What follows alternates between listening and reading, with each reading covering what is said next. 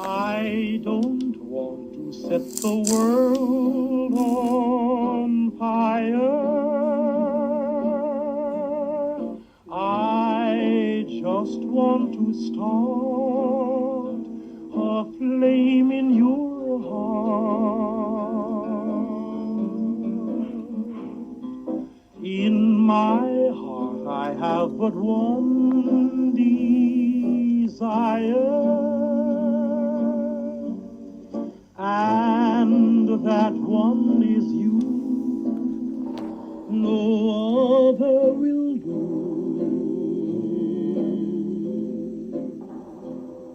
I've lost all ambition for worldly acclaim. I just want to be the one you love.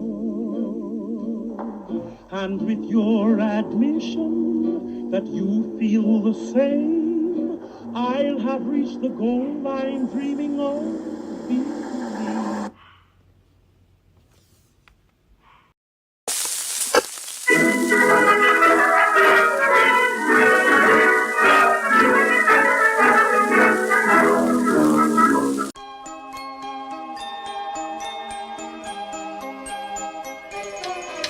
Believe.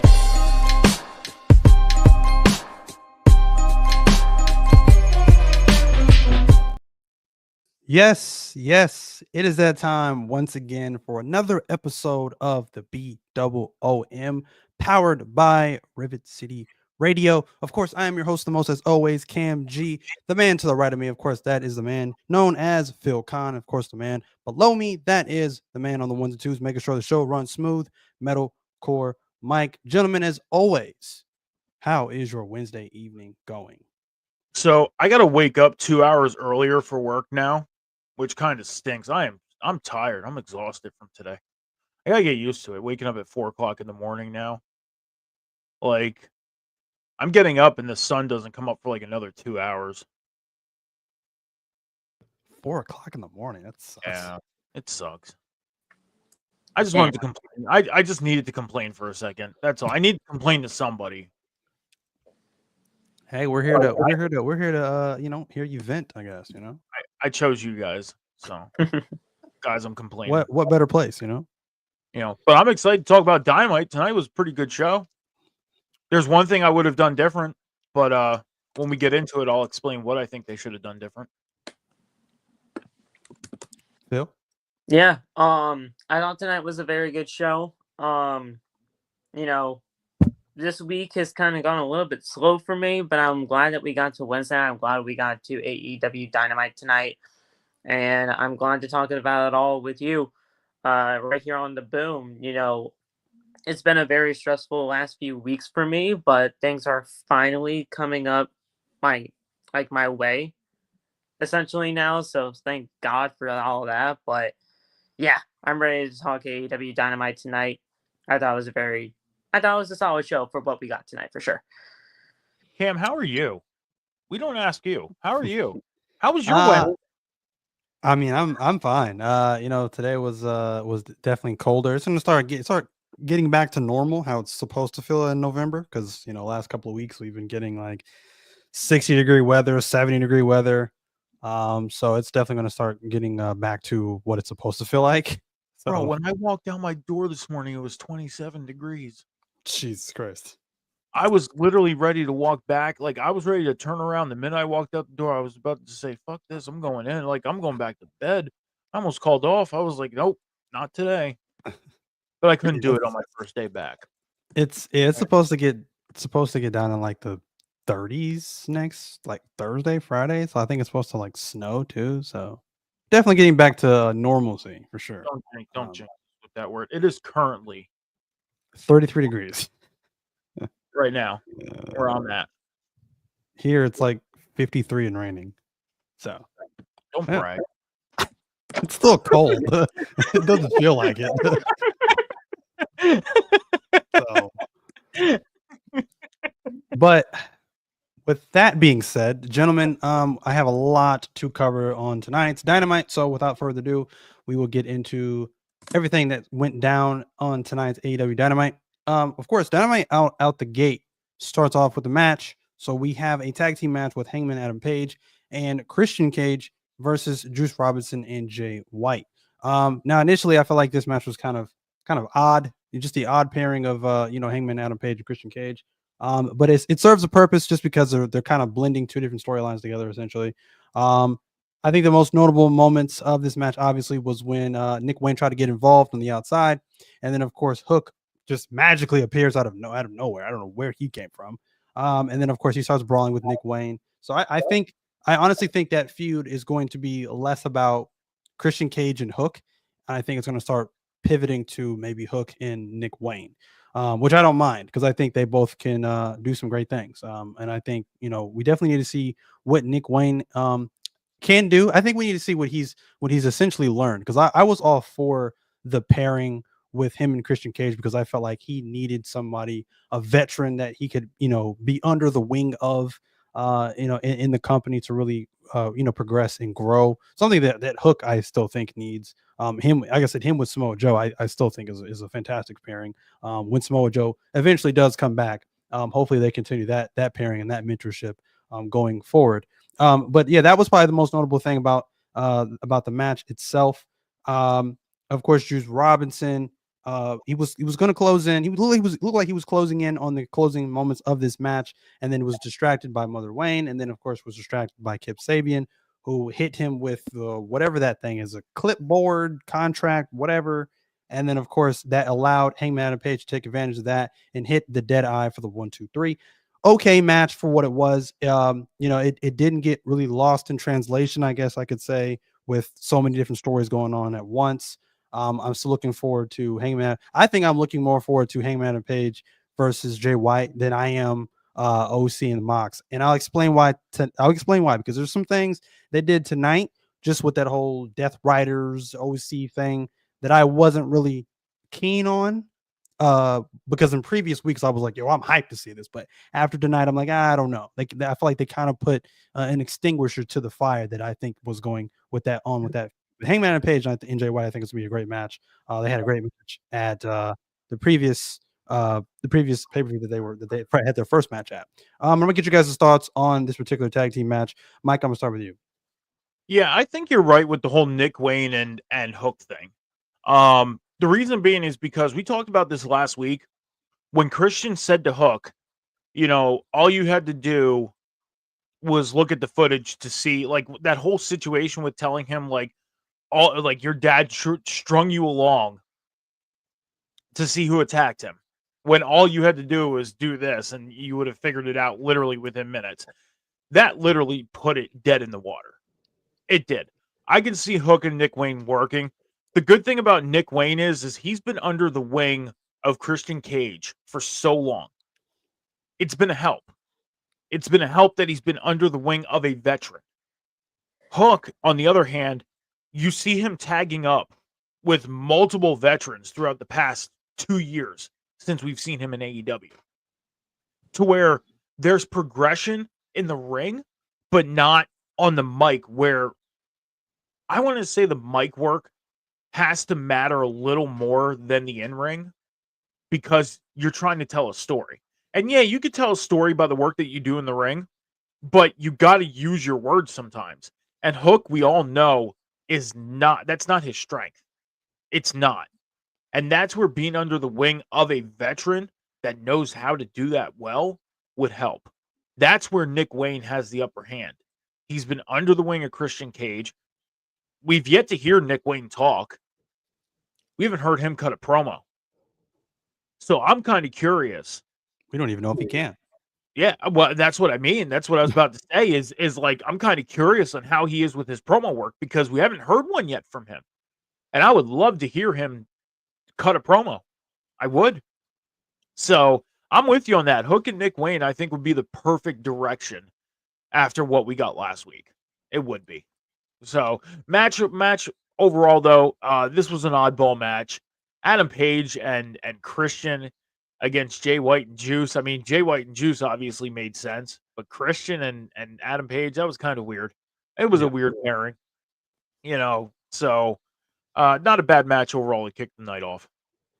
As far as you want, as far as what you said earlier about telling a story, if I may comment on that, with me, it's I kind of feel like there's not really one thing that's more important. I think uh, there are very few superstars I think that you see come along nowadays that I think have really they have a trifecta of the art of storytelling. Yeah. And what I mean by that is, in ring, obviously mic work, and then I think also just overall just body language and facial expressions. Just their overall their in character work. And for me, and like I said, this is a wrestling show, so I don't care if I'm talking about WWE, even though we're talking about AEW. For Mhm. me, that guy is Roman Reigns. I think he's mastered it. Oh I yeah. think he's mastered all three, and that's very rare that you get nowadays in wrestling. With a lot of guys. So I don't think there's really anyone that. Of course, now if you focus too much on one thing, I think you have an imbalance, like too much character, not really all that in ring work. There's an imbalance. So, but I honestly think he has the trifecta like mastered. So, I but yeah, mean, so that's how I feel about that. the thing is the reason why I say like with Hook, he has one thing built up, but the other one he needs work on. That's obvious. Like you can go back to the days of when we first started seeing Bobby Lashley in WWE. Okay, he showed up. He was in. He started off on SmackDown, ended up in ECW champion. He didn't cut a lot of promos. We got a lot of his storytelling by his body language in the ring. We didn't really start getting promos from him until he went to TNA and then came back to WWE and was paired with MVP. Because even when he made his return to WWE in, I believe it was like 2017, Yeah. right after WrestleMania 35, like he didn't talk too much until he was paired with MVP. Then he really started working his promo work. And then, even just then, MVP did a lot more talking for him. Exactly. And you make a great point there. Speaking of Bobby, like I said, with his early career, you can go back to the days of him feuding with like Umaga and things of that nature. The promo end of things was not his strong suit. Oh, It was mainly in ring, and there was not really a lot of, I think at that time, character progression. He really explored character progression in TNA. see, and We got that's we got to see a different side of Bobby in TNA, but the thing is back at that time, like promos were important. They were. They've always been important. for sure. Going back to, when we were kids watching wrestling back in the early 90s, important. But like during that time, in ring seemed a little more important than a promo at that time. Now, in today's day and age, a promo seems to be a little more important for the storytelling because Yeah. we want to know what's giving us the make sense of the story, and you can't Yeah. always do that just by in-ring work.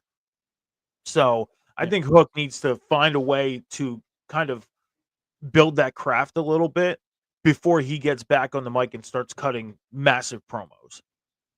I agree. But Phil, your thoughts on this tag match? Yeah. First of all, I have to say I agree with everything that you guys said. Everything. Secondly, that's an interesting picture. Secondly, I thought the tag match was fine for what it was. It got what it needed to get done in terms of the objective of everything with Hook and Nick Wayne and where they could possibly be going with that storyline and what we could be seeing with Hook and Christian Cage moving forward. I fully expect that we will be getting to see Hook versus Christian Cage at Full Gear when the time is right, but I definitely see a Hook versus Nick Wayne match on the road to get to Christian Cage.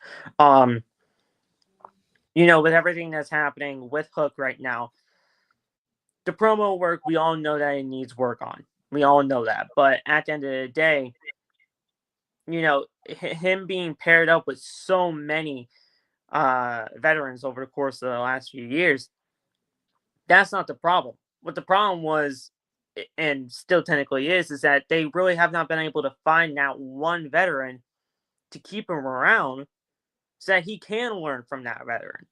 And I mean, we saw Joe, right? We saw Samoa Joe, and that pairing was absolutely working for him. And then all of a sudden, Joe had to either, I think he was going to film either Twisted Metal. Yes, he was going to go do that, and then that never got explored again. And then we've seen these veterans be with him, but they haven't really kept him with that veteran in order so that he can progress and learn from them. But regardless, Hook, he'll get there, but they just really need to find something that can work for him. Yeah, and that's what I'm hoping. Like I'm hoping when Joe does come back, whenever he does come back, they don't just abandon what they started, because it was never really like it was something that was a startup, and then it obviously it had to be put on hold because of what Samoa Joe had to go do, what he had to go film for Twisted Metal. So that's why I'm hoping that they pick that back up and they don't just abandon it like they have with the other mentorships that we talked about, that they've just, again, just picked up and dropped with a blink of an eye with when it comes to Hook. So, because like I said, the pairing was working. It was great. The most consistent veteran that Hook's been with in the past 2 years, I would have to say, is Orange Cassidy. Like, he was with Orange Cassidy for a while. They tug up, they teamed up, and he was with Jungle Boy. He was with Jack Perry, two guys that could have tried to help him work with promo work. But the problem is Jack Perry really didn't cut too many promos as Jungle Boy. He didn't. So why would he really have to practice promos? And then Orange Cassidy, his gimmick at the time, up until now, didn't cut too many promos. Yeah. So he was with consistency for a short period of time there. But the problem is these guys didn't cut a lot of promos to where they didn't have to practice too much. And that's just my guessing as a fan. I could be wrong on that. That's just me taking a long shot guess of these guys not having to practice promos because they didn't have to cut many. And so, even really all that bad either. I mean, they were actually getting some steam too. It's just, you're right.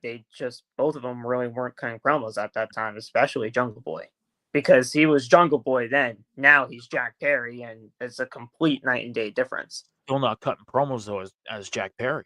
Very true, but even if he did, I feel like it would be a lot better now than he would be back then.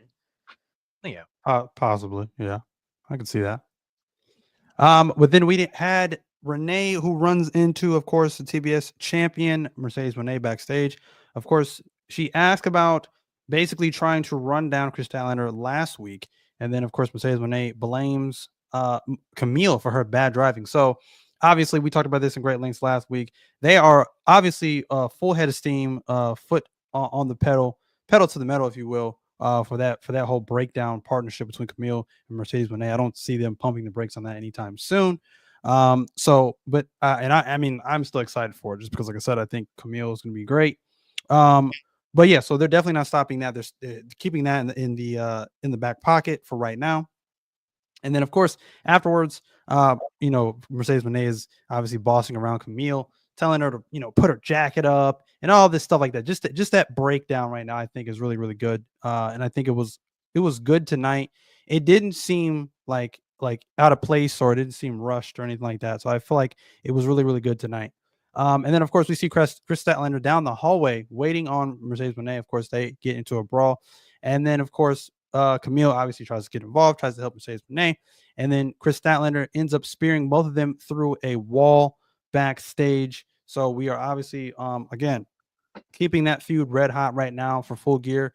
Mercedes Renee will defend the TBS championship against Chris Statlander. So looking forward to that match. Again, like I said, I think Mercedes Renee is going to retain and beat Chris Statlander. If you guys have any thoughts on this backstage segment and brawl, please let us know. Mike, I'm starting with you. I mean, I would just like to know, Mercedes jacket, I don't think is $20,000. Just saying that right now. I mean, Chris Jericho's jacket was only worth what, like $6,000, and that thing had lights on it and everything.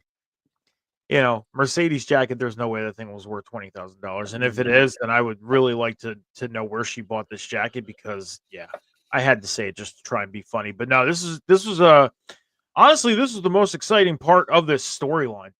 We haven't really gotten too many exciting things going on the past couple weeks with this storyline, and this was actually exciting.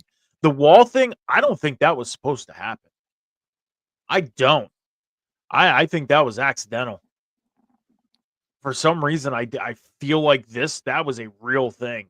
They always set up those kind of spots, though, whenever stuff like that is supposed to happen. They do. I know, but for some reason, I feel like that spot was not supposed to happen tonight. I don't. I mean, that was a pretty thin wall. So I think they just accidentally went through that wall because Camille, she looked legit hurt. She looked like she was legit hurt. And Statlander, she looked it too. I think the only one that was pretty safe from that was Mercedes because she was the sandwich in the middle. So, but this was the most exciting thing from this storyline. It is. I mean, they definitely got me excited to see Mercedes and Statlander, and this is the first time they got me excited to see this match. So I mean, we're getting it at Full Gear. Should be. Hopefully, it's a good one, and hopefully they give them time. Hopefully, because I think this could be a really good match. The question lies is, what direction do they go? Do they keep the belt on Mercedes, or do they give Statlander a second shot with this belt? Time will tell when we get to Full Gear next week. So, Phil, if you have any thoughts. Yeah, like you, Mike, I thought this was the most exciting part of this entire show, of this entire story between them. I really do hope that they get time as well because, like you, I feel like this could be a really good matchup for the both of them. With everything that's happening right now with Mercedes Moné, this feud to me has to work with Chris. It has to, because with everything that's happening right now with her TBS title reign,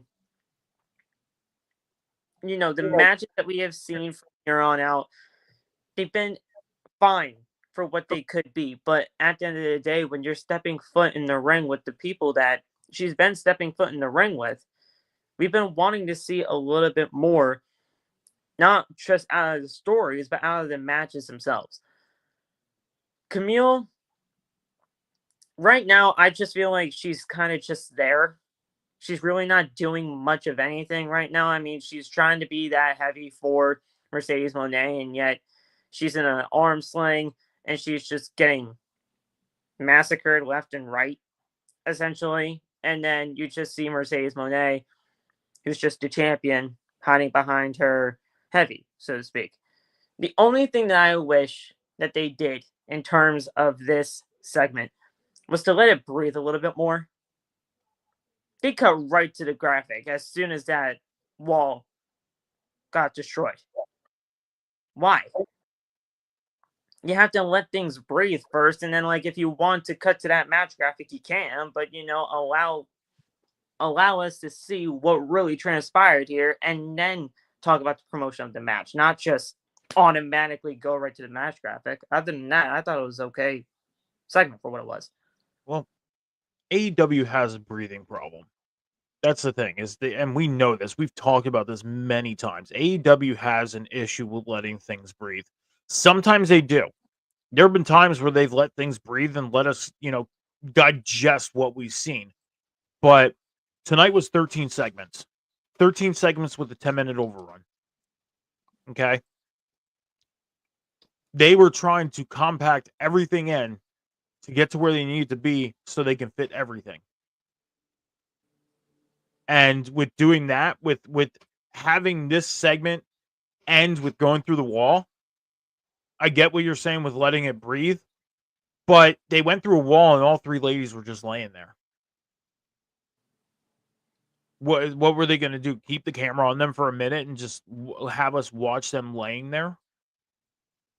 Like, if they were going to do that and this wall spot was supposed to happen, they shouldn't have done that. You could have done something different to let it breathe. You could have cut to the commentators for promotion, if anything. But AEW has an issue with letting things breathe and let us as fans digest things sometimes. You know. Next, we then got Tony Schiavone in the ring with Will Ospreay. Will Ospreay obviously wastes no time calling out Kyle Fletcher, who he's had issues with in recent weeks. You know, Will Ospreay just coming back. I believe last week was his first episode of AEW Dynamite, coming back in his first promo tonight. Obviously, you know, he details the history of everything that he's done for Kyle Fletcher. Before that, though, he does something very interesting. So he's not stupid. Like he obviously knows Kyle Fletcher is carrying some kind of a weapon. So he makes him get rid of that first. Okay, obviously it's the infamous screwdriver that Don Callis keeps using, right?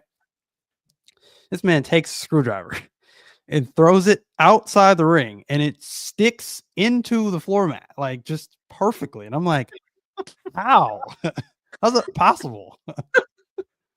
Like he just did it. He just did it so nonchalantly, like, oh yeah, you know, I do this on a regular or something. Like, I was just like, what? Times you think it probably took during rehearsal just to get that right? Oh, that was a one-time thing. There was no rehearsing that. He did that on the spot. Insane, wild. So I saw that and I was just like, this man just doesn't miss. Like, I don't understand it. If he missed though, that would have been bad. I know people would call on that shit. I know they would have, but thank God he didn't. So Will Ospreay is telling obviously Kyle Fletcher everything that he's done for him, especially during the pandemic. He had him living with him, and you know Kyle Fletcher was living with Will Ospreay, and he was working at that time. So they detail that history. They detail the history of United Empire, the trio that we all know from New Japan Pro Wrestling. Of course, was Will Ospreay, Kyle Fletcher, and of course Mark Davis. And so honestly, to me, this was not the best promo between the two of them. I felt like it just was kind of just going in circles. Like again, Kyle Fletcher is so hell bent on not being some Will Ospreay clone, wannabe lookalike, whatever. And it's like, okay, you've proven that. Like now you've got the IWC saying that you look like freaking Timu Randy Orton. You got the shaved head, you got tattoos. Now you look like Randy Orton, and then you switch from pants to trunks. Now you kind of like Randy Orton. So pick one. You're gonna look like Will Ospreay or Randy Orton. That's a first for me. I never heard that. I when he shaved his head, like his first match that he had wearing the trunks and then with the shaved head, that was the first thing I saw on social media. They were like, "Oh, he looks like Randy Orton now." I was just like, "Wow, I can't unsee that now." Like that's crazy. The whole time during this segment too, I was thinking like when you look at, I don't really want to say this. I don't, because I really don't want to hear it. But Kyle Fletcher just has one of those faces, right? Like when he had the long hair, he didn't have one of those faces. Now he is short. He just has one of those faces. Like, and I felt that way years ago when Randy Orton basically first came out. He had like that snobby look on his face. Like, anyways, He has the face of a heel. Oh, that's not really the direction I was going. Okay. But, you know. Never mind. Anyways, I agree with you. This whole segment was just a mess. They were going in circles. They were. I mean, and even with everything that happened afterwards, like with the whole brawl out and everything like that, this whole segment was a mess. It was. And Ospreay kind of had me confused because he goes, "Oh, Kyle Fletcher, you were living with me during the pandemic." But if you rewind to a little press conference that happened about 3 years ago between Kenny Omega and Will Ospreay, Will Ospreay's story was, "I was on the road living in little hotels, smaller than a bathroom, by myself while I was in this room for 10 days so I can go out and wrestle a 15-minute match." Now he was living with Kyle Fletcher. So which one was it? Like, what the hell, dude? What? I actually That's thought You that. never crazy. seen that promo, Cam? No, I- I forgot about that promo, but when you just mentioned, I remember Yeah. that. Yeah. That's Yeah. crazy. I was on the road traveling between Japan and London to wrestle a 15-minute match, and I had to be in a hotel room no bigger than a bathroom for 10 days so I can go out and wrestle. But yet, you were living with Kyle Fletcher? Yeah. Yeah. No.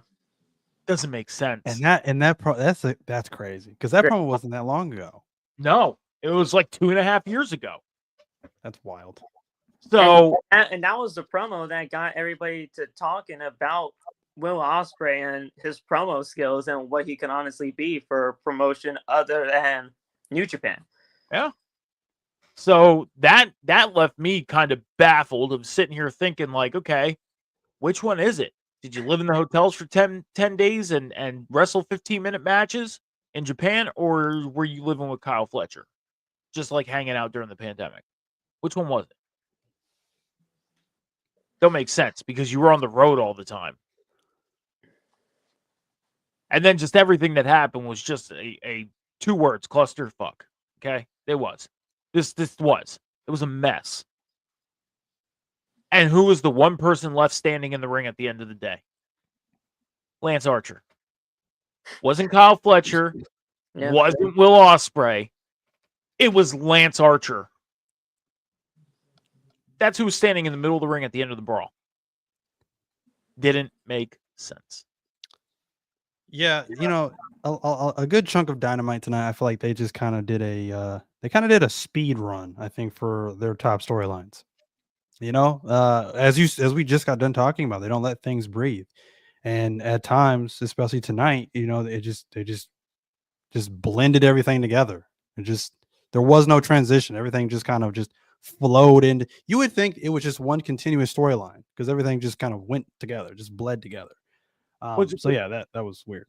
What's really funny is back in 2018, the first all it was the first all in.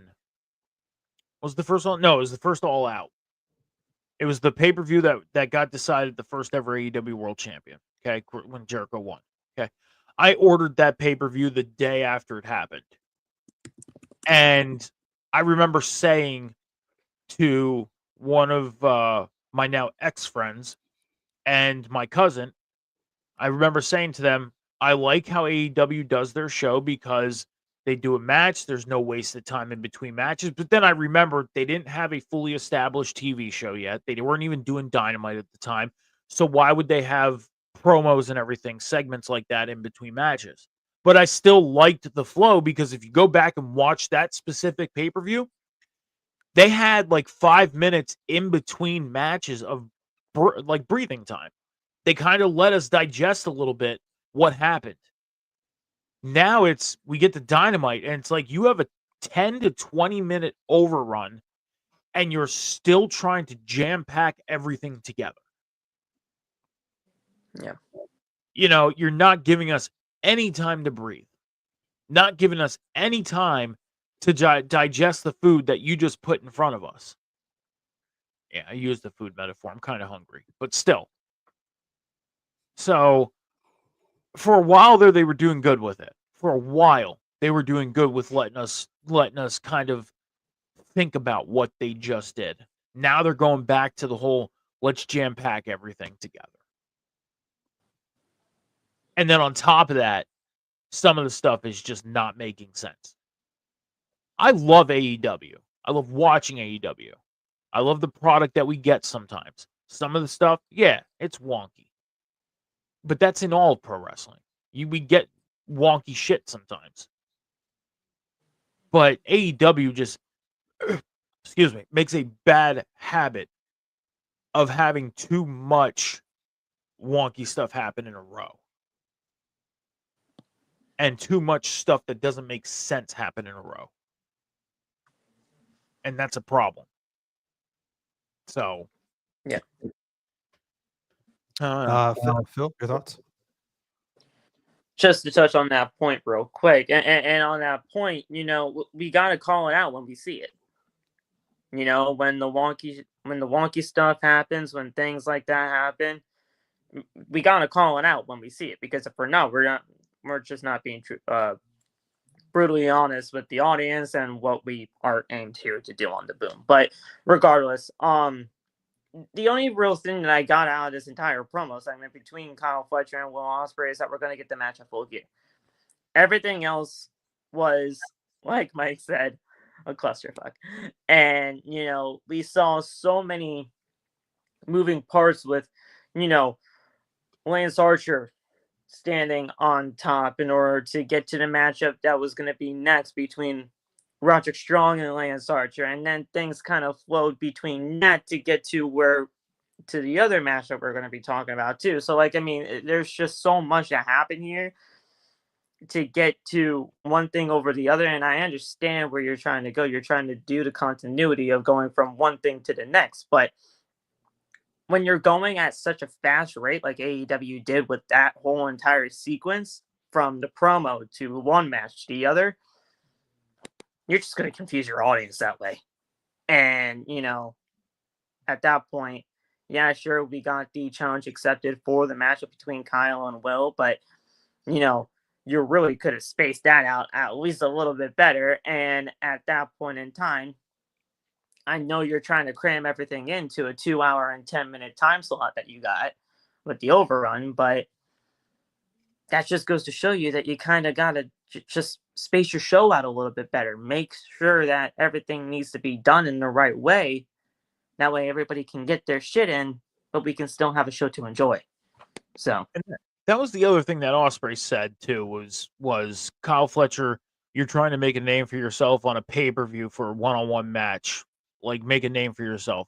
Okay, so you're telling me he didn't make a name for himself when you guys were in Aussie Open as a trios? Like, you're telling me he didn't make a name for himself? He had fans. He still has fans to this day, because there's people out there that like heels and will be a fan of the person no matter whether they're heel or babyface. Like me, for example, I'm a fan of The Miz. I'm a fan of The Miz whether he's a heel or a babyface. I don't care. I don't care what he is. I'm a fan. There's people that are fans of Kyle Fletcher, whether he's a babyface or a heel. And that just didn't make sense. It's almost like Will Ospreay was just talking down to him. And that took away pretty much some of the, you know, it's almost like saying, Fletcher, you didn't accomplish anything in this business. In the past 5-10 years, however long he's been in the business, you haven't accomplished anything. You didn't make a name for yourself. You're nothing. Like, you just talked down to him. That put Ospreay kind of in the heel position. he took everything that Kyle Fletcher has done over the course of his career and pretty much flushed it down the toilet and said you were basically nothing. Yeah. Yeah. When you guys were a trio for so long in New Japan, won multiple tag team titles, and that means nothing. To them, at least, in the story. But as you said, Mike, you know, obviously Lance Archer, you know, oddly enough, was the last man standing out of this whole blender of whatever this was. This then bled into the match that we got next, which is a Falls Count Anywhere match. I don't know when this was made a Falls Count Anywhere, but a Falls Count Anywhere match between Lance Archer and Roderick Strong. This went, I don't know, 5 minutes, 30 seconds or so. We obviously saw them brawling at the top of the entrance ramp. You know, Lance Archer was waiting Roderick Strong. Roderick Strong then ambushed Lance Archer with a kendo stick. That bled into the backstage area right behind the entrance tunnels, where you could barely see anything because it's pitch black back there. So that was weird. But from what you could barely see, you could see Lance Archer choke slamming Roderick Strong through a table for a near fall right before picture in picture. Then you come back for picture in picture, and I mean you're already pretty much at the butt end of the match essentially. In an impressive feat, you saw Lance Archer balancing on the guardrail. He then choke slammed, I believe, Matt Taven onto security guards. I don't know why that spot was needed, but okay, cool. He tried to do the same thing to Roderick Strong. Obviously, Roderick Strong then countered. He flies over the guardrail that Lance Archer was balancing on with a knee strike 1, 2, 3, match over. Huh. I didn't like that at all because number one, that's not Lance Archer's finishing. I mean, that's not Roderick Strong's finishing move. Number two, one knee strike, really? That's it. That's all it takes to defeat Lance Archer. To take down 6'7", 320-pound Lance Archer. Yes. Yeah. This Lance Archer now, yes, Sure. but But a week ago, him and Brian Cage were out there kicking the shit out of another tag team. You know. And then you reduce them back down to size with one knee strike. They were a jobber team, but they were kicking ass. Now he's losing in 6.5 minutes to Roderick Strong with a knee strike. Wow. I mean, I do feel bad for Roderick Strong in a sense because when he first came out and he attacked Lance Archer, he almost ate shit on the ramp. I saw that. Yeah. He flew in with so much momentum with the kendo stick, it like threw him back, and he almost, that was almost bad. I saw that too. He was going too fast. He was going too fast for his own good. Yeah, that was bad. I saw that too. Go ahead. I was gonna say he got a feel bad moment from me, you know, but then the rest of the match towards the end there, I felt bad for Lance Archer because he's 6'6", 6'7", 310 pounds, and he gets beat by a knee. Like last week, these past couple weeks, you have him tagging with Brian Cage, kicking the hell out of tag teams, winning in like dominant fashion. It's almost like, okay, if Brian Cage is out there, you know, Brian Cage is like his spinach and he's Popeye.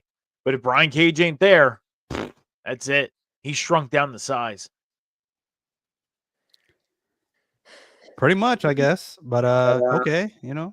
And then of course, Roderick Strong gets on the mic, you know, obviously sending, you know, threats and warnings to MJF. You know, obviously the match is still looming for Full Gear. Then he gets attacked by Konosuke Takeshita, obviously the reigning international champion. And then of course that we go into Adam Cole versus Konosuke Takeshita. But before that, I'm gonna get Phil's thoughts on this particular match, if you have any at all. I mean, it was 6.5 minutes. I really couldn't get much out of it other than, you know, Lance Archer should not be losing in that way. Look, I get what they're trying to do with this whole 3 wins and you're in type deal with the match against MJF, but we'll talk about it in a second because obviously with Konosuke defeating Adam Cole, I was like, all right, well, it was the first to get to 3 wins. All right, so it has to be Roderick Strong versus MJF, but apparently that's not the case. I mean, apparently Adam Cole might get a second chance at this. I don't know, but regardless, things are probably gonna, you know, happen in a way to where we could possibly see a triple threat between them. I don't know, but regardless, falls count anywhere, 6.5 minutes. That's just not the way things should go, and I feel bad for Lance Archer. If they turn that, I was gonna go to you, Mike. I don't know if you gave your thoughts on this or not. I did. I was just going to react to what Phil just said about a triple threat. I was going to say, if they turn that match into a triple threat, that is one match I'm walking away from whatever screen I'm watching it on because I do not want to see it. I want to see Adam Cole, MJF one-on-one across from each other in the ring. I don't want to see Roderick Strong. I don't want to see Matt Taven. I don't want to see Hornswoggle. I don't want to see Gilbert. I don't care. I don't want to see anybody else in that ring with MJF and Adam Cole. I must have heard the stipulation wrong because I thought I heard it was going to be the first to 3 wins gets the match against MJF at Full Gear. Then all of a sudden I thought we were going to be getting both of them getting 3 wins tonight. Konosuke winning, you know, in the way that he did, and I'm sure we'll get to that, Cam. I'm sorry for jumping ahead, but, you know, Konosuke winning in the way that he did with the Dynamite Diamond Ring, he basically cheated, quote unquote, to pick up the victory. It was part of the story because it was the Dynamite Diamond Ring for MJF, and you know, it's part of the whole thing. But I thought it was going to be Adam Cole, MJF, one-on-one to end this thing once and for all. But then all of a sudden, Roderick Strong picked up the 3rd and final victory too. So I don't know where things are going, but a triple threat seems like where they're most likely going to be heading, and I don't like that at all. No, and if this is designed to drag this out with Adam Cole and MJF, that's a mistake too. This is their match at Full Gear is literally the match we probably should have gotten a long time ago, and this is the closing out to their feud because their feud has been derailed so many times. It was derailed for a long time because of the injury to Adam Cole. Right. So this is they're doing cleanup work with, and Mike, you know about that because we talk about a lot about that on the table spot. So they're doing cleanup work with Adam Cole and MJF. So this should be one-on-one. I mean, I guess you could add a stipulation. I don't know why. You don't need one. One-on-one, boom. Whoever wins, yada yada yada, to move them on to something else. Done. Unless this is Tony Khan's version of Hogan Flair from WrestleMania 8. We were supposed to get Hogan and Flair at WrestleMania 8, and then it just didn't happen. Instead, we got Flair and Macho Man and Hogan taking on Sid. Instead of getting Adam Cole, we're getting Roderick Strong, and that's going to be the end of it. You gotta end this thing to 2. You have to. I mean, realistically, if you think of it, this storyline is I don't know about you guys, but it's getting a little uninteresting to the fact where I want to say it's kind of dead in the water. And I get that it's dead, but it's a shame that you wouldn't be able to get an actual matchup between the two to not just settle this. We're just not getting the satisfaction of closure. We're going to be left as fans without closure. And that's going to be that. Unless they're saving it for a bigger time, like maybe they go back to it for like a Double or Nothing in 2025. Oh God, I hope not. Or maybe they wait till we get back to All In. Well, All In's in Texas in 2025, so maybe they wait till we get to All In Texas. I don't know. Isn't that in August? Yeah. Oh, that's yeah. No. Yeah, I don't want to drag this out a whole nother half a year. I think it's in July in 2025. I think it's like July. Wait, that's still such a long way. Yeah, exactly. I don't want to drag this out a whole nother. If you want to push this to another show between the two, Revolution is the max I would even go, and that's in February. All In 2025 is July 12th. Yeah, so Revolution is the max I would even go, and that's in February. So I mean, still, and that's being generous. Yeah. That's being generous. Yeah. There's nothing at stake here. It's just they don't like each other. That's the whole feud. That's it. I must have got the stipulation wrong because I swear I thought I heard it was the first. No, you're right on it. It's the first to get the 3 wins gets the match. It is. You're right on it. It is. But like I said last week, I wish they would have went the direction of Adam Cole taking on Buddy and Brody and then Malachi. Like, why did he have to face Takeshita? Especially with Takeshita being a champion. Like, are you really gonna have they put themselves in the position of, okay, Adam Cole beats Takeshita. Not only does Adam Cole get his 3rd win, but now he pinned a champion. And what happens when you pin a champion? You become a number 1 contender. Now in AEW, we all know the long line of list of number 1 contenders. Adam Cole being added onto the list for the championship that Takeshita is currently holding. But, it'd be a double-edged sword. I thought what they were going to do is they were going to get these two to 2 wins apiece, and then for their 3rd and final victory, face each other. But even then, at that point. I mean, they should. That's another way they should have done it. They should have had okay, if Adam Cole wins 2 and Roderick Strong wins 2, then the 3rd match between them 2 to decide. Yeah, who goes on to face MJF. And MJF could have easily made that an added little caveat just the last minute to get even a little bit more heat on him, even though MJF doesn't need more heat. He's MJF. But still, that could have been something to where face each other, you get me. Yeah, he adds the stipulation of you guys can't go outside of the ring and whoever touches the floor loses. Just something ridiculous because it's MJF. Yeah. But speaking of Adam Cole and Takeshita, obviously that was the next match that obviously bled into the ending of Roderick Strong and Lance Archer. Once again, like I said, obviously Adam Cole looked great here. He's definitely back into form, coming back from injury. Now, like this match starts off in a very weird spot, though. It starts off, Adam Cole comes out.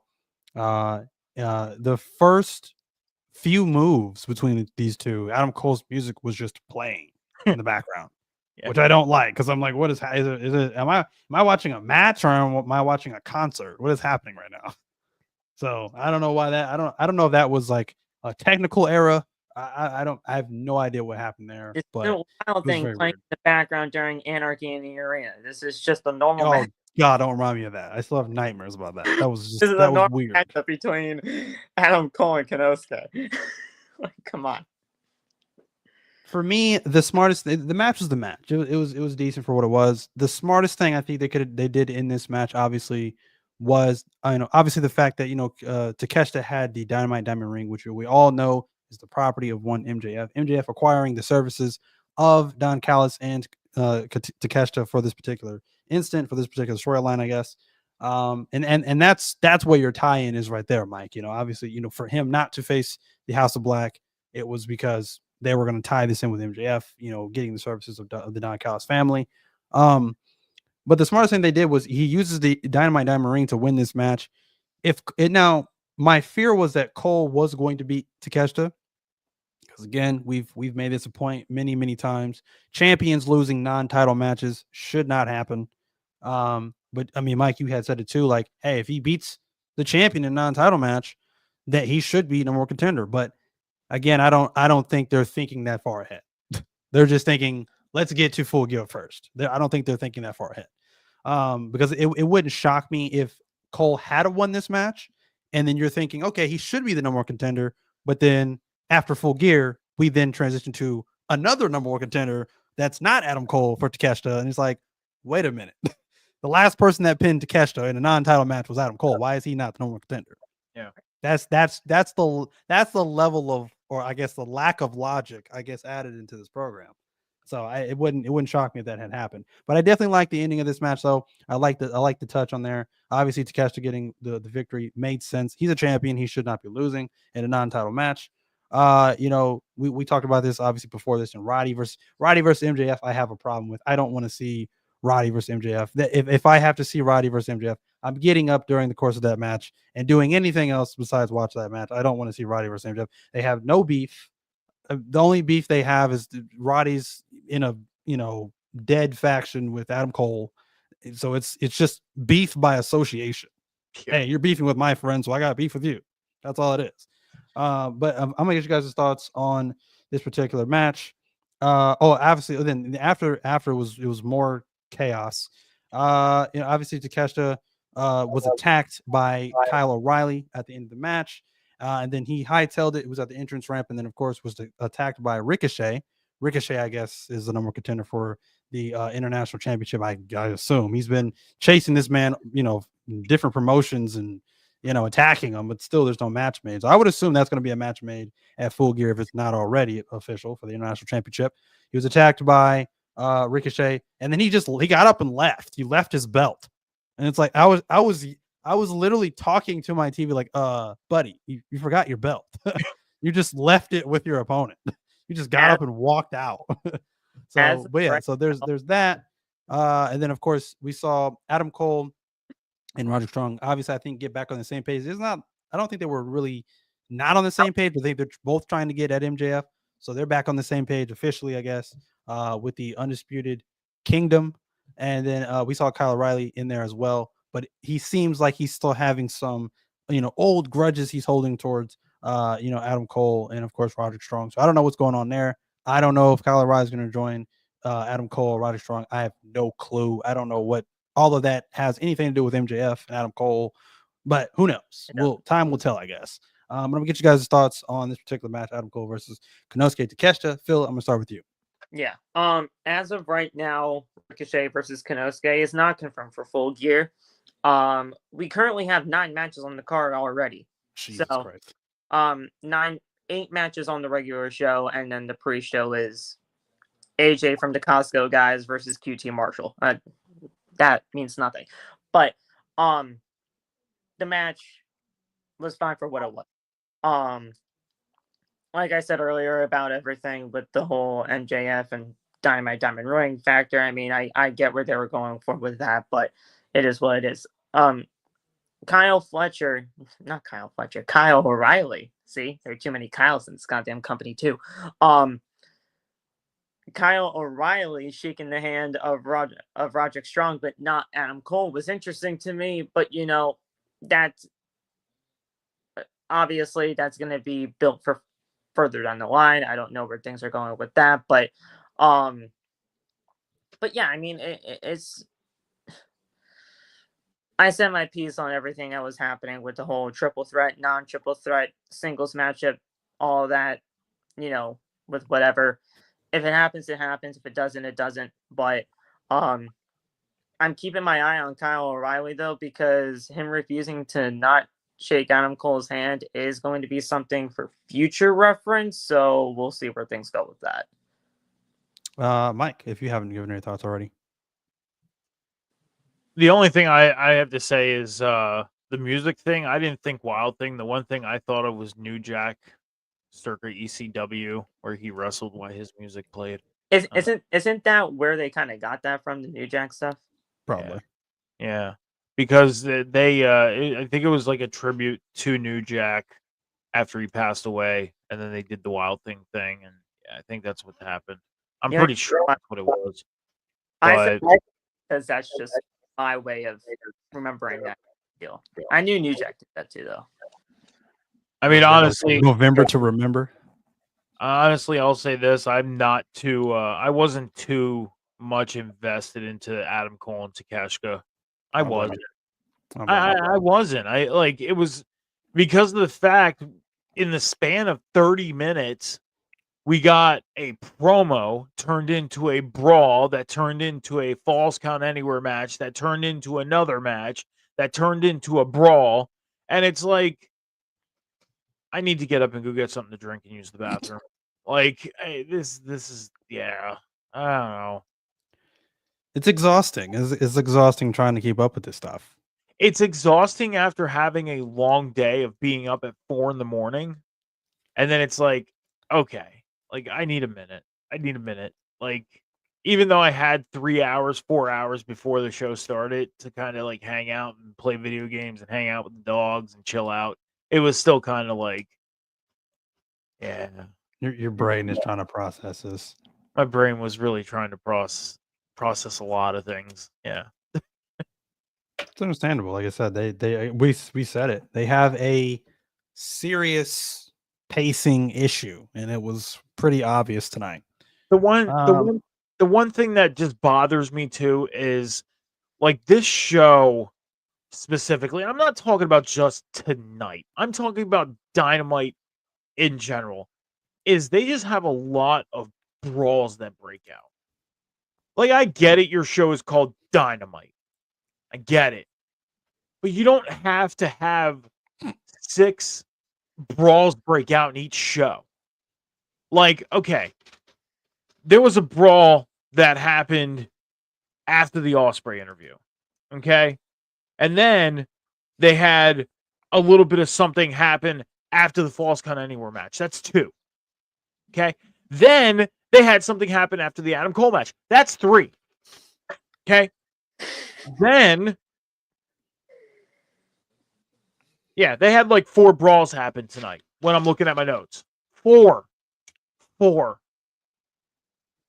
Thank you. See, Malik even said it. 4 freaking brawls happened tonight. Like, why? That's 1 every freaking half hour. Averaged. Your show is called Dynamite. I get it, but you don't have to have this happen all the time. Like, and half of them don't even make sense. If any of them don't make sense. Like going back to Kyle Fletcher and Will Ospreay. You could come into the ring, take whatever's out of your pocket. I just want to talk. We're going to have no physicality. And then what the fuck happened anyways? Physicality.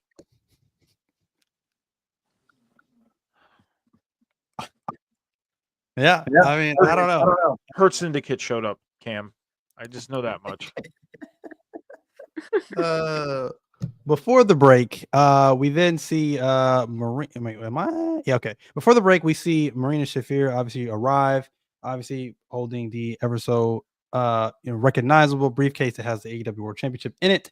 And of course, the Death Riders show up in a black truck. So obviously, they're getting ready for their promo back from break. Then we have Renee backstage, who gets a word from the Hurt Syndicate. MVP obviously asks her, like, where did you even get your journalism degree? Like, you don't know how to interview Bobby Lashley properly. So obviously he asked Bobby Lashley, like, how do you feel that you could possibly end this young star's career? And like I said, Bobby Lashley, and we just talked about it. We just talked about Bobby Lashley's strong suits. We talked about how he hasn't really always been the strongest on the mic. The great thing about Bobby right now is I think he's not even trying to cut promos. And that's what, to me, that's what's intimidating, because he's talking in like this low tone, and it's to me, it feels more serious, as opposed to if he were to do the typical wrestler thing, and he's like shouting into the mic, and I'm gonna do this and I'm gonna do that, it wouldn't work for Bobby. I don't think it would. I just don't. So him being like so calm and collected, and he's just like, yeah, I'm gonna hurt Swerve. I'm going to hurt him.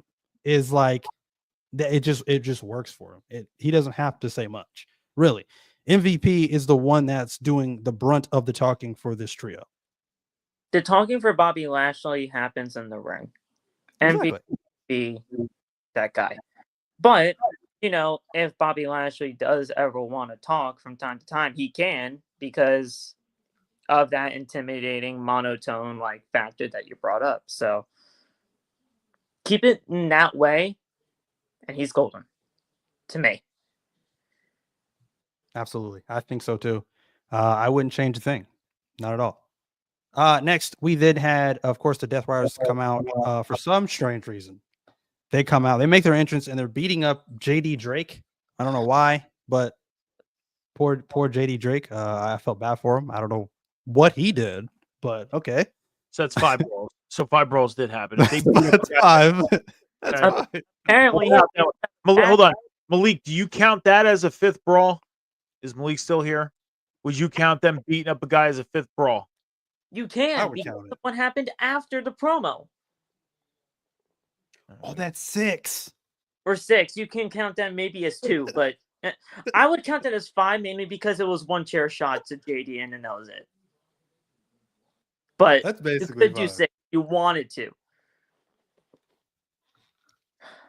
So that's 5 there. The 5th one obviously was in beating up JD Drake. Again, what significance does he have to do with this storyline? I have no idea. It's supposed to have a match point of the show, which whatever match that was.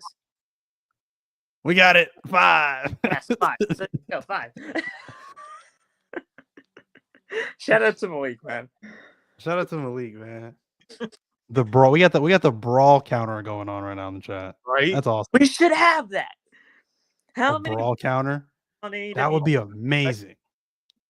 Next week when I'm watching Dynamite, I'm just gonna keep a brawl counter and see how many we get, and then I'll make a banner for it. How many brawls for the rest of the year from now or from next week's episode to the end of the year? How many brawls on the show? Hold on. Jesus Christ. Hold on. It's gonna be like 50 probably or more. We should do that in 2025 though, for sure. Let's get a brawl counter going on. But so we got JD Drake getting beat up for some reason. I don't know why. Poor JD. And then of course we had Moxley. We had Moxley on the mic. He said he's going to stomp OC's face into hamburger meat, which is very interesting. He said even his mother won't be able to recognize him. Of course, then we got the OC to come out. He says he's going to beat Mox. He's going to take back the power. That power being the AEW World Championship. I don't know if it's just me, but based off of what Marina had on tonight, I don't know why, but to me it just felt like she was mocking Darby, because that kind of am I the one that kind of got that feeling? Because that kind of looks like something Darby would kind of wear. I didn't really notice what she was wearing, to be honest. So not so much with the shirt, but like just with the jean shorts and like the long stockings or socks or whatever those are. That's what Darby typically wears. So I'm like, does that there it is. There it is. Let's go. That's great. I'm sorry, Kim. I had to do it. That's amazing. Go. Wow. The brawl counter debuts. Let's go. That's amazing. But I don't know. To me, it just seemed like that she was like mocking Darby, but I don't know. Maybe I'm looking too far into that. I have no idea. I mean, they did then, it afterwards everywhere. Anyway, maybe Yeah. I don't know. And then the sixth brawl that we have in our counter obviously happened after this promo. The Death Riders are walking back through their entrance, which is through the crowd. And then, Darby out of freaking nowhere, like a ninja, comes out of nowhere, dives out from the crowd, dives onto just everybody. And then I thought the segment was over because then they cut back to the commentary table. Then they cut to the outside where the Death Riders are just hightailing it back to the truck they came from. They left behind Wheeler Yuta seemingly because he wasn't even in the truck. So I'm like, okay, they're just leaving Wheeler Yuta to just be sacrificed essentially. At first, and then all of a sudden, once again, Darby freaking teleports. I don't know where he keeps coming from. He hops in the back of the truck. Freaking Claudio stops the truck, starts beating on Darby, runs him into what was that, like a steel freaking garage door. He swings him into the garage door. Like, what is going on? Like, that was wild. You know what would have been funny is when Darby Allin like swooped in, we would have just got. You remember that swoosh sound when Hurricane Helms would come into screen? That would be hilarious. He slammed him back first into the garage door, and then in one full motion, he grabbed him by his ankles and swings him. Like, yeah, that was great. It was one full motion. Like, he didn't have to stop or anything. It was just one full boom, and then it was dead Darby. It's like he was on his back. He backs him into the garage, pulls him around, grabs his leg, pulls him down, and just starts swinging him, and then swings him right into the door. Like, if anything awesome happened on Dynamite tonight, that was that was the awesome moment of the night. Because that just shows how much of a freak athlete Claudio is and just what he can do. Because Claudio's fantastic in every way. Absolutely. You know the theme. Wow, I mentioned this before a long time ago, but the theme with this group is like white t-shirts and jeans for some reason. I don't know why. The Death Riders, I am starting to think, is not the right name for them. They should just be like the white t-shirt gang. They just love their white t-shirts for some reason. If you remember during the what All Out was that when there was the double debut? That was like 21, I want to say. I think it was 21. When Bryan Danielson first showed up in AEW, it was exactly that. It was either a white t-shirt and jeans or whatever. I mean, everything that Bryan Danielson has been wearing since his full-time in-ring career has been coming to a close. It's been that. And even during the attack, when they did Bryan Danielson the first time in for the attack to turn on him, he was wearing that. So, I mean, they're really going all in on that Bryan Danielson attack type deal. And now he's no longer a full-time in-ring competitor. They're just going to keep mocking that until somebody in AEW finally steps up.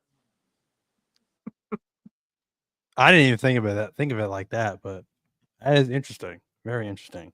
So was that and then of course, Claudio then, after annihilating pretty much Darby Allin on the door, hops back in the car, and then of course Wheeler Yuta then jumps in the car. And that was the end of that segment, I believe. If you guys have any thoughts on this tornado of events that just happened. Phil, was that like a no pun intended thing when you said that going all in on things of Bryan Danielson? It wasn't, but if it was, I wasn't intending to do that, but if that happened, then good on me then. There you go. But look, in terms of what this segment was supposed to be, it was supposed to be the C's of the Superstation TBS. There was no C's in this. There was no takeover in this.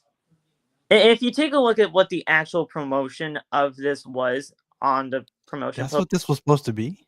It was called John Moxley's Siege of the Superstation. Yeah. And they made a whole poster on it on social media. Yeah.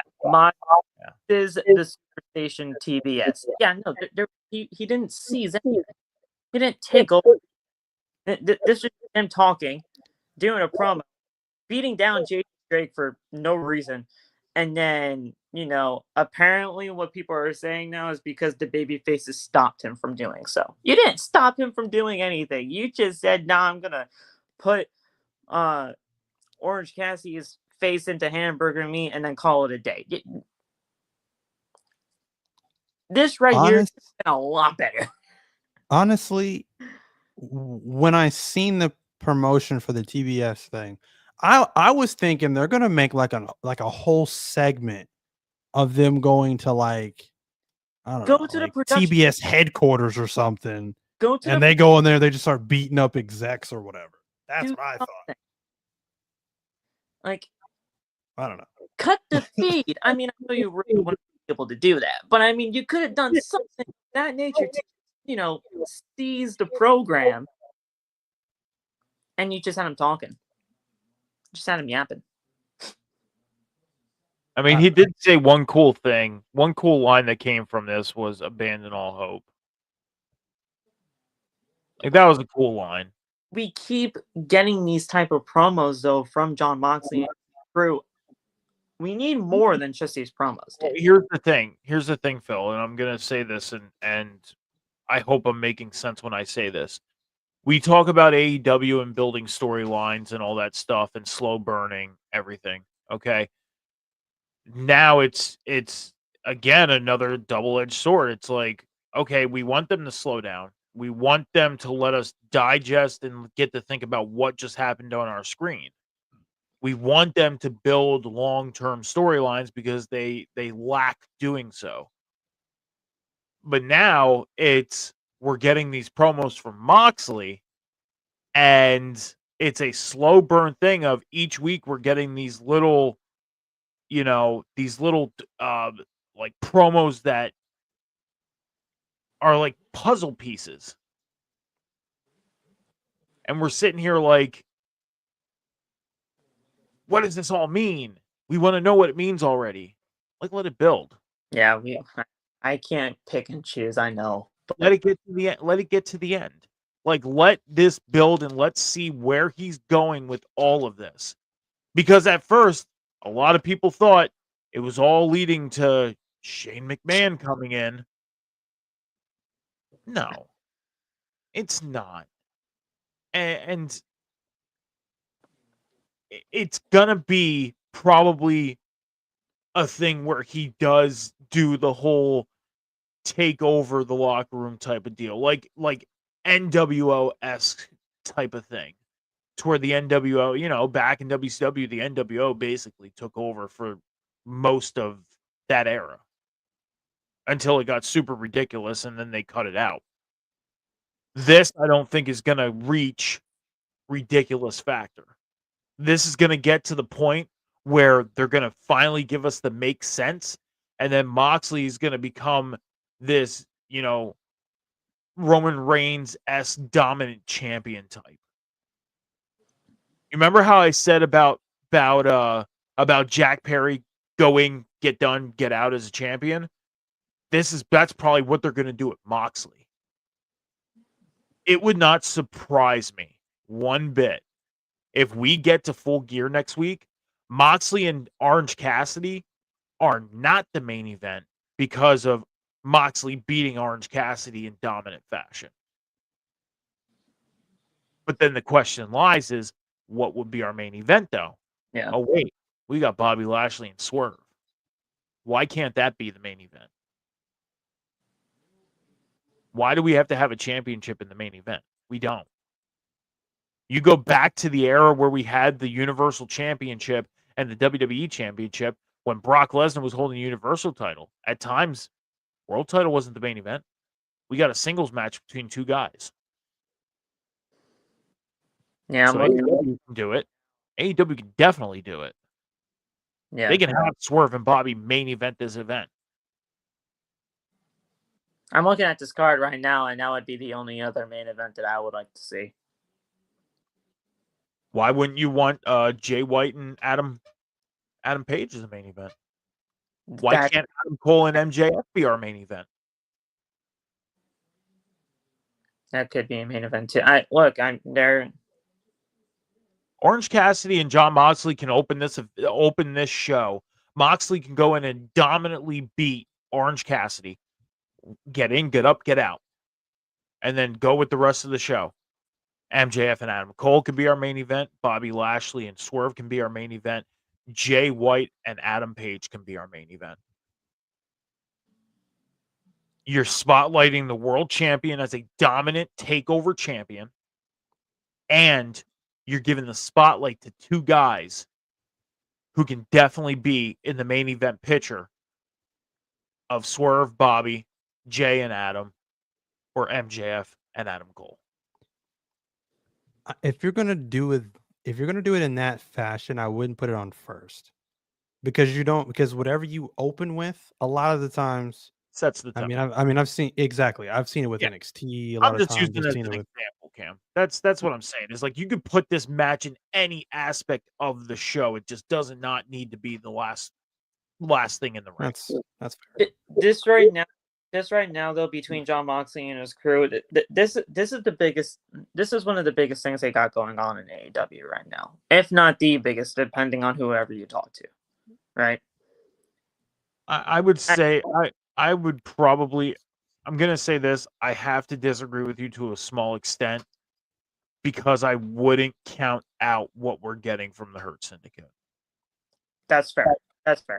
I'm just saying, in terms of like with the World Championship being on the line, this is supposed to be your biggest thing that's happening right now on your program.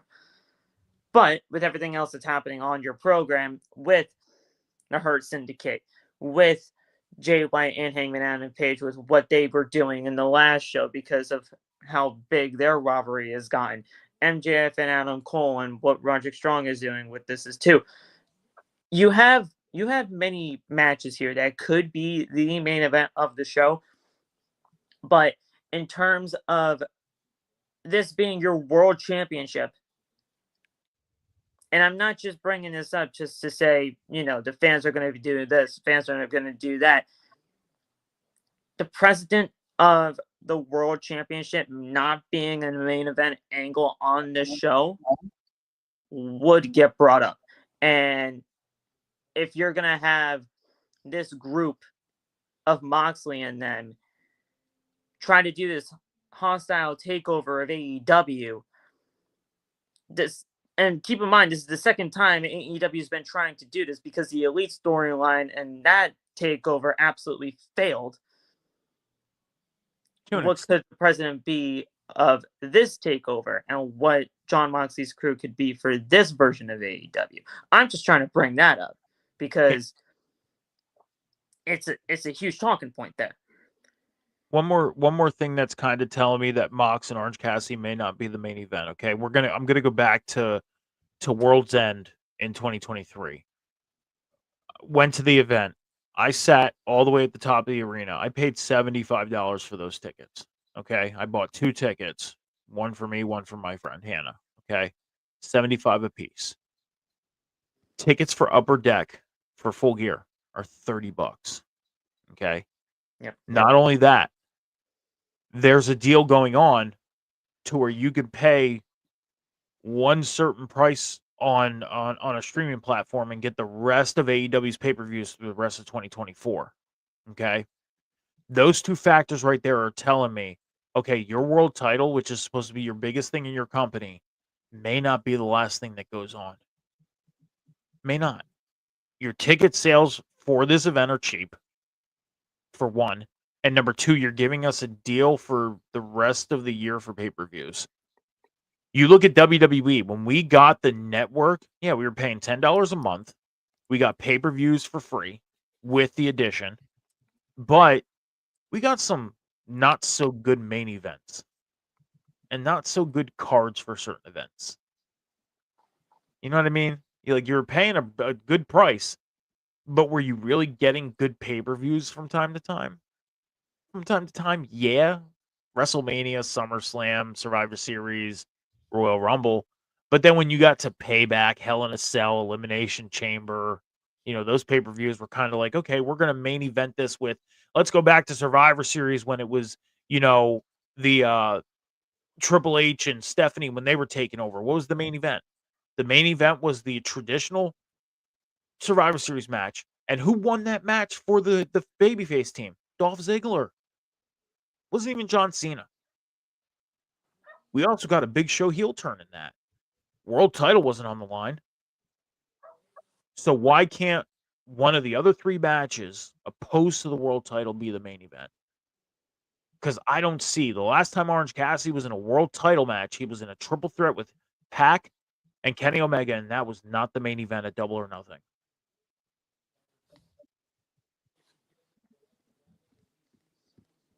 So, Bro, with the way that it's going right now, it being not the main event is just questionable. But we'll see. yeah. We got our only female match, women's match of the night with Penelope Ford and a returning Britt Baker. This match was, okay, I guess, for what it was, I don't know what they're doing with Penelope Ford. We talked about this in great lengths about Penelope Ford. Once again, not really setting her up to do anything of importance. Once again, they set her up against another one of their stars just to lose. I don't really get the point of that one, but yeah, that Britt Baker gets the win here, obviously with the submission. Mike, you look like you have a lot to say about this. Oh, do I? Do I? Penelope Ford versus Britt Baker. Last week, we get a promo video from Penelope Ford, something to hype her up really big. And I'm going to say this, I was kind of excited for it. I was. We haven't seen Penelope Ford in over a year and a half. Okay? And since her being in AEW, what have we really gotten from her? Absolutely nothing. This is the perfect time. She was gone for a while. Okay? This was the perfect time to raise her up. Instead, you play this big promo video for her, only to come in and lose to Jamie Hayter. Okay, now, following week, you have her in a match against Britt Baker. Where the fuck has Britt Baker been in a while? Oh, we don't know. Does it matter? No. But Penelope Ford, this person you make a badass promo video for, ends up not only losing to Jamie Hayter, but she comes out, gets more offense in on Britt Baker, literally teased us 3 times in this match of Penelope Ford winning, and you end up having her lose. Now, the fashion of the loss, was it cool? Yeah, it was kind of cool because it was a submission turned into a submission. But why are you hyping her up through promo videos, but not hyping her up on winning matches in the ring? It's not doing anything for her. She's been gone for a year and a half. Do something with her. Doesn't even need to be a championship. Build her up. She deserves it. Especially everything that she's been through. She deserves it. She does. I feel bad for her. I do. When she went up to the top rope for a moonsault, I was literally sitting here saying, please let her hit this. Please let her. And then Britt moves. I'm like, come on. Like, at least let her hit a cool move like a moonsault. You couldn't give her that? No. Because it's Britt freaking Baker. Cares. I feel bad for Penelope Ford. I do too. You're going to screw her over this much, then, why put her on TV and embarrass her? Why? It makes no sense. It's stupid. Stupid. Phil, your thoughts on Penelope Ford and Britt Baker? I didn't really think much of it, honestly. Um, I do feel everybody's sentiment towards Penelope Ford. I've always thought, that with Penelope Ford coming back into the fold, she really could have been something for the women's division. But with Britt Baker coming back, with this being her first match back in God knows how long because of suspensions or what have you, or whatever the heck she was gone for this time. I kind of just saw this coming, and it doesn't make it anything, good, for this to be in the way that it was. But, I just kind of saw the writing on the wall with this. I do feel both your sentiment of feeling bad for Penelope because she should be utilized a lot better than this. But this is just Britt's match to win. And even though it really should not have been in that fashion, yeah. That's all I really have to say. Because, the women's division right now in this company, it's just not. It's just not up to par to where it really should be. And I thought 2024 could have really been a special year for this division because you look at the division on paper from top to bottom, and this division it's pretty stacked. If you actually look at the names that are in this division and what the actual talent is on this roster, it's just nowhere near where it honestly should be. On all ends, not just mid card, top of the card, lower of the card, what have you. In a general sense, this division needs to be a lot better in terms of the workarounds. I agree for sure. I agree with everything that both of you had said. Moving on to our next match, we had Leo Rush versus Swerve Strickland. I think, much like our last match, we already know who's winning this match. Leo Rush has some great stuff though. I mean, the sheer speed of that man in the ring is insane to me. His indie stuff is great. His indie stuff is fantastic. If you haven't seen any of his indie stuff is fantastic as well. This was a great match. I loved everything that I seen in this match. Some great outside stuff. Leo Rush at one point had hit an insane poison rhino on the outside of the ring. I loved, Swerve's, just the immense strength that he had to pull off. Obviously,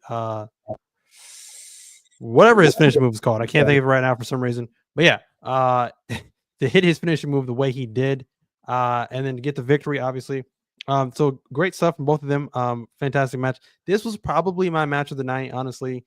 And this was something that was definitely a change of pace for the course of the pretty much the rest of Dynamite. It didn't bleed into something else. There was no brawl. Well, there was a brawl, but there was a brawl.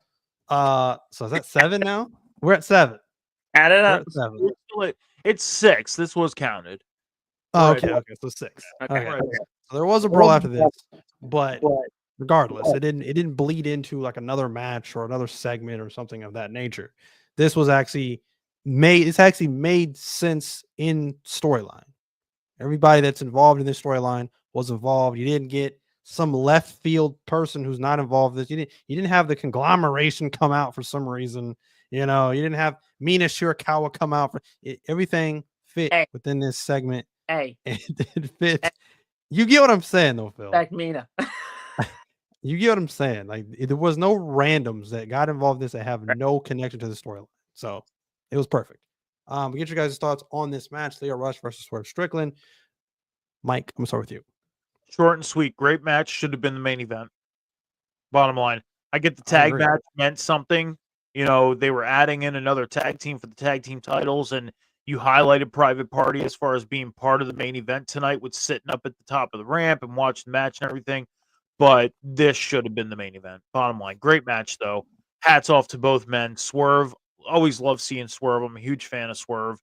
Always love seeing him on my TV. Leo Rush, I think, needs to be on TV more and needs to be spotlighted a little more because of the great work that he does. But definitely should have been the main event tonight. Phil? I agree wholeheartedly. but that could have been the main event for sure of the show. I'm just glad that Leo Rush can actually have time to showcase his talents here in AEW. And the match was really only 10 minutes. It really wasn't, like in terms of time, it really wasn't lighting the world on fire. But what they did tonight was fantastic in terms of the actual in-ring product. They worked very well for Strickland. We all at the end of the day, Swerve's doing his thing, and the stuff that happened afterwards with the attack of Bobby Lashley and Swerve not wanting to wait until Full Gear to get to Bobby, that was good too. I'm honestly very, very excited to see what those two can do at Full Gear, and know in some circles that I'm in think that this match is happening a little bit too soon for their liking. I'm still very excited for what they can do, and honestly, to see what the Hurt Syndicate can evolve to in the future after this match is all said and done at Full Gear. Next, we then had Renee, who catches up with Jamie Hayter. Not much to this, obviously. She just said that she did what she was set out to do. Obviously, I think she's done with Penelope before. She's moving towards something bigger and better. And she said there's one thing that she's really chasing. And then after that, we see the screen pretty much go black. And then we see this fantastic, hype video for the returning Julia Hart. If you have not seen some of the other video packages that they have put together for the hype return for Julia Hart, go check those out. I highly recommend those because they're fantastic. It's like she's like struggling with this inner struggle with the cheerleader gimmick that she used to have, and with the witchy dark gimmick that she has with a part of House of Black. It's fantastic. I think she's headed for big things. Let's hope they do not fumble this and they put her in a great position when she comes back, because I think she will be a great boost for the women's division when she does return to in-ring action. So yeah, we definitely have to see where we go with it from there. But gentlemen, we have reached the main event, obviously, which saw a tag team qualifying match for the Fatal 4-Way match at Full Gear. We have FTR versus the House of Black, and the combination of the trio was obviously Malachi Black and Brody King, which kind of surprised me because I assumed it was going to be Brody King and Buddy Matthews. I feel like it should have been. I didn't really like seeing Malachi in this match necessarily. And Mike, we had talked about this in great lengths as well. You had said they need to highlight Malachi Black. He can still be a part of the House of Black. They don't need to break him up or turn on him, but highlight him the way that we had him highlighted back when he was feuding with Cody Rhodes, when Cody Rhodes was still with this company. It was like Cody Rhodes left this company, and then it was like all the ideas from Malachi Black left with Cody. Like, that was it. We haven't highlighted Malachi Black since then. The only other time we've highlighted Malachi Black in a single sense was when he fought Edge or Adam Copeland for the TNT Championship in the barbed wire steel cage match. So a fantastic match still to this day. But that was about it. That was about it for Malachi Black. So I'm surprised he was in this match. But this was a great match. This is tag team wrestling 101. Fantastic. This is exactly what the tag team division needed. Great stuff there. Love seeing FTR kind of like mocking Malachi Black with the whole sitting cross-legged on the outside. I thought that was hilarious. Love seeing them. They work so well together. They literally are students of tag team wrestling. You can see that within their tag team moves. They hit a doomsday device in this match too, which got me hype. The spike pile driver on the ring apron I thought was great as well. Honestly thought the match could have ended when they went for power and glory, and that move was countered into basically a coup de grace of his own from Malachi Black. I thought the match could have ended there, but the match ended up ending with Brody King putting Dax Harwood into a sleeper hold. Match over. I definitely think this was the right choice. FTR has enough success. I mean, it's a laundry list of success with tag team championship gold, so they didn't really need to win here. They definitely needed to highlight the House of Black, and I think they did a great job at doing so. I'm going to get you guys' thoughts on this tag team match. Mike, I'm going to start with you. Yeah, it was a good match. Like I said, the Swerve and Leo Rush match should have main evented tonight. I understand this match meant something, the addition for the tag team titles at Full Gear, but great match overall.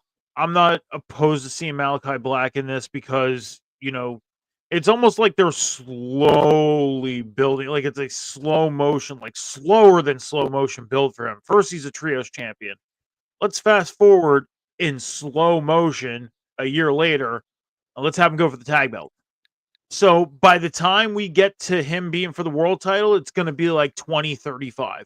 Just Oh my like, gosh. no, it's going to be like 2035. And he's going to be like 54 years old. So that's when we'll probably get Malachi Black going for the world title. But until then, he's probably going for the tag belts. So, yeah. Good match, though. Phil? Yeah, I thought this was really good. Look, in my eyes, this was honestly a really tough match to call. You know, I obviously, in my heart of hearts, I really want House of Black to win this thing because with everybody here, we all know that House of Black should either be in better positions right now in AEW, period, or, just better utilized in general in AEW programming. Like you said, Cam, FTR has been there, done that. They've done absolutely everything in terms of tag team wrestling. I mean, we really don't need to see them in this matchup at Full Gear, but it would not have shocked me one bit if they were to actually win the match. Let's just say that. But yeah, I thought the match was really, really good. Brody King, say what you want about him, but that dude's a monster. I absolutely love what he does. I just love the intensity that he brings to the ring, and he's on, like, out of all three of the House of Black members, Malachi and Buddy, they're fantastic to me. But Brody King, like, he has something special about him. I don't know, but I love Brody King brings to the table in every aspect. But yeah, I'm glad they won, and I'm glad they're in that match at Full Gear. Look, they just won the tag team titles, right? And I'm pretty sure they will just most likely retain anyway at Full Gear. But with the Outrunners and with House of Black in this 4-way tag team match so far, with one more to be determined on Saturday, I don't know, man. You can actually probably make a case for any of these tag team titles at Full Gear. You could. Good. I mean, I could see, whoever doesn't, whatever team doesn't take doesn't eat the pin here, they could start a feud there with whatever team isn't involved in the actual finish itself, with whichever teams that is. I don't know. Now, but we'll definitely see. What kind of 4-way tag team match are we actually going to be getting? Are we going to get all four of them in the ring at the same time, all four members of the tag team, or are we going to get two and everybody can pin? Because that's what happens in WWE all the time. They mess with that kind of tag championship rulings all the time. You got to figure that out. Well, for me, it should be all four of them in the ring at the same time, right? Because I've said this before, but I hate this archaic tagging in, tagging out, and then you got to figure out who's the legal person in the finish, and it's like I'm not keeping up with that with all these teams, all these people involved. Yeah, so. That's what should happen, but it probably won't. We already know. So I'm not going to hold my breath. So, but overall, gentlemen, that is all I got for you for 11/13/2024.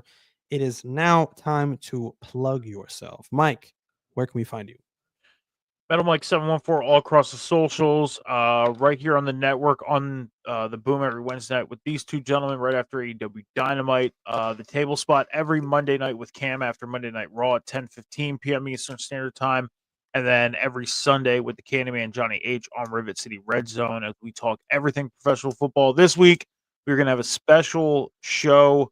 We have a special show lined up. We're going to be making our predictions on who we think is going to be in the running for league MVP. And we are also going to talk about a little bit of the history of all the Browns quarterbacks, the Cleveland Browns quarterbacks, since their return in the league in 1999. So fun show lined up. And we're going to talk about our midseason comparison to the playoff predictions and the current playoff picture. keep up with everything Metal Mark is doing. He's got some big things in the chamber. Phil, where can we find you? TikTok, Twitter, Instagram at PhillyMet_. You guys can also follow me on YouTube, PhillyMet, and the podcast channel Outside the Brand. You guys can just keep in tabs of what I got going on over on X/Twitter, mainly because everything that I got going on over there is really kind of the hub of what I got going on for my YouTube channel and for the podcast channel. So if you really just keep in lock with my X account, then you'll be able to know with what I'm doing over on the YouTube channels as well. So keep in tabs of that, and we'll see you here next week on The Boom. Make sure you follow Phil Khan wherever he goes, obviously. And of course, for me, you can find me right here every single Wednesday night after AEW Dynamite with The Boom with these two gentlemen. And then, of course, on Monday night, same channel, River City Radio, with another edition of The Table Spot with me and Metalcore Mike. Mike, I say this a lot, but we are getting closer and closer to our holiday episodes for The Table Spot. I am very, very excited and looking forward to those particular episodes. So stay tuned for those as well. And then, of course, you can find me on our sister page on Off the Top Media at Off the Top Media with me and Scowls with another edition of Friday Night Review after Friday Night SmackDown. In terms of my socials, you can find me on TikTok at Call Me Cam G, and of course, Cam's Wrestling Corner. And of course, you can find me on Twitter /X at Cam and Cheese 317. And then you can find me on Instagram at 317 Bacon, Eggs, and Cam. Love and appreciate all of you guys for coming out and showing love to the stream tonight.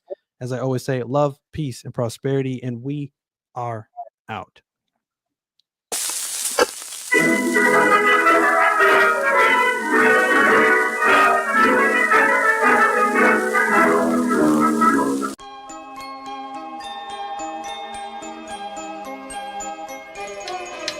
Yeah.